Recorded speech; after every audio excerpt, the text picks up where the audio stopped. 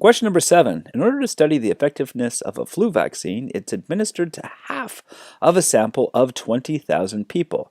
Of the sample, 550 who received the vaccine and 2,250 people who did not get the vaccine got the flu. The person is chosen at random from the sample. The following are the 4 possible events. A. The person got the flu. B. The person did not get the flu. C. The person was vaccinated. D. The person was not vaccinated. Calculate the probability of the following situations. 1. The person was vaccinated given that he or she contracted the flu. We're looking for the person was vaccinated. That's C, given they've got the flu.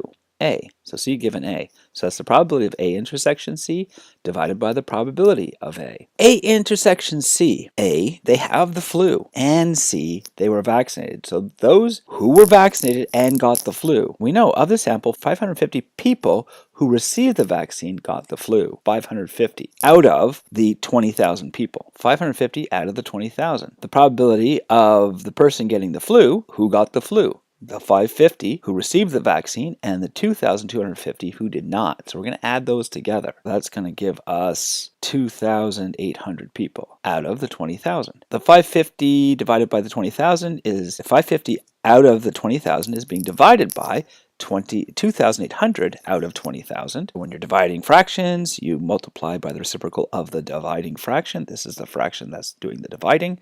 So it's 550 over 20,000 times 20,000 out of 2,800. The 20,000s are going to cancel. We're left with 550 out of 2,800. You can chop off the zeros if you like, and you have 55 out of 280 when you divide them.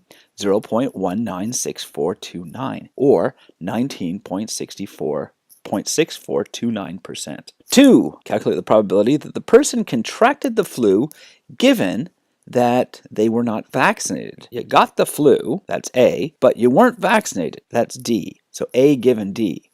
So that's equal to the probability of A intersection D, A and D, divided by the probability of just D. The probability of A intersection D, that's the person has the flu and they weren't vaccinated. 2,250 of the people who weren't vaccinated got the flu. That's going to be the top, is 2,250 out of the 20,000. That's the probability. The probability of D, that the person was not vaccinated, well, we know that. Half the people weren't vaccinated. We know that it's 10,000 out of 20,000. We have 2,250 out of 20,000 divided by the 10,000 out of 20,000, which is going to give us 2,250 out of 20,000 times the reciprocal of the dividing fraction, 20,000 out of 10,000. The 20,000s are going to totally cancel. We're going to be left with 2,250 over 10,000. We can chop off these two zeros, and we end up getting 225 out of 1,000, if you like. You can chop off these zeros, is what I'm saying. Divide the top bottom by 10. Or you can just go and just divide these two numbers, and it's going to give you 0.225, which is 22.5%. The probability the person is going to get the flu given that they weren't vaccinated is 22.5%. 3. The person was not vaccinated given that he or she did not contract the flu. You have a person, they didn't get the flu. What's the probability that they weren't vaccinated? So the probability that they weren't vaccinated is D, given B, that they didn't get the flu. D given B is the probability of B intersection D, which means not vaccinated and didn't get the flu, out of B, those people who did not get the flu. The people who didn't get the flu and were not vaccinated. Remember, 10,000 were not vaccinated. How many didn't get the flu? The number of people that got the flu was your 550 plus your 2,250, which was, what did we say that was? That was like 2,800 plus 2,800 got the flu. And we're going to subtract this 20,000. Now I did the small number minus the big number, so I'm going to get negative. So I'm just going to, we have 17,200 did not get the flu. That's the number of B. The probability of B is going to be this number out of the 20,000. We know that B didn't get the flu out of those that weren't vaccinated. So we have 10,000 people weren't vaccinated. 2,250 of those people got the flu. So those that didn't get the flu out of the people that weren't vaccinated is going to be 10,000. Take away 2,250, which is going to be 7,750. 7,750 people did not get the flu vaccine and didn't get the flu. The people that didn't get the flu in total were 17,200. The probability of not getting the flu and not being vaccinated is 7,750 out of 20,000. The probability of just not getting the flu is 17,200 out of 20,000. I'm going to divide those fractions, so I'm going to take the first fraction and I'm going to multiply it by the reciprocal of the dividing fraction. The 20,000s are going to cancel, and we're going to end up with 7,750 out of 17,200. And that's going to give us 0.45058, which is 45.058%. And 4.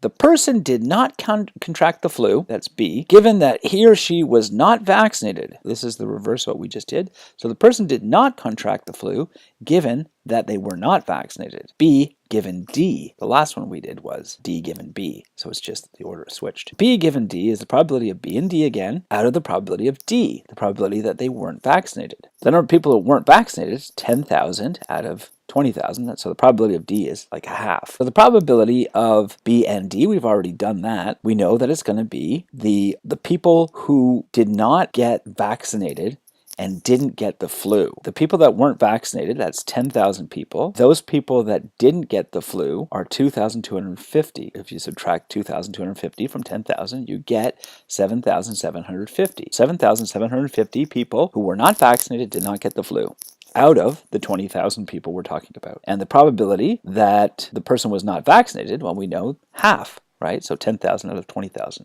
I'm going to divide these two fractions, so I'm going to multiply by the reciprocal of the dividing fraction, which is the fraction on the bottom. So I have 7,750 divided by 20,000 times 20,000 over 10,000. The 20,000s are going to totally cancel, and you end up with 7,750 out of 10,000. So I can just move the decimal place back 1, 2, 3, 4 times. 1, 2, 3, 4. 0.775, which is 77.5%. If you're not vaccinated, the probability that you didn't get the flu vaccine is 77.5%. For 7b, which statement from the preceding questions do the following probabilities correspond to? The probability of A given D, well, that was number 2. The person contracted the flu given that he or she was not vaccinated. The probability of B given D, and that corresponds to number 4. The person did not contract the flu given that he or she was not vaccinated. 3. Probability of C given A. The person was vaccinated given that the person contracted the flu. And that is the first one. The person was vaccinated given that he or she contracted the flu. And 4, probability of D given B was corresponded to 3. The person was not vaccinated given that he or she did not contract the flu. C, the effectiveness of a vaccine corresponds to the probability the person will not contract the flu given that he or she was vaccinated. What is the effectiveness of this vaccine? We're looking at not contract the flu. That's B given C. B given C is the probability of the intersection between B and C, or the probability of the person not getting the flu and being vaccinated, divided by the probability that the person was vaccinated. The person did not get the flu and the person was vaccinated. 10,000 people were vaccinated, 550 of this 10,000 got the flu. So if I subtract the 550 from the 10,000, that's going to give me 9,450. 9,450 people did not get the flu out of the 20,000. The probability of C, that the person was vaccinated, is half, right? Or 10,000 out of 20,000. I'm going to divide those two fractions, so I'm multiplying by the reciprocal of the dividing fraction. 20,000s cancel. We get 9,450 out of 10,000, which is 0.945. which is 94.5% effective. And that's it for question number 7. Have a good day.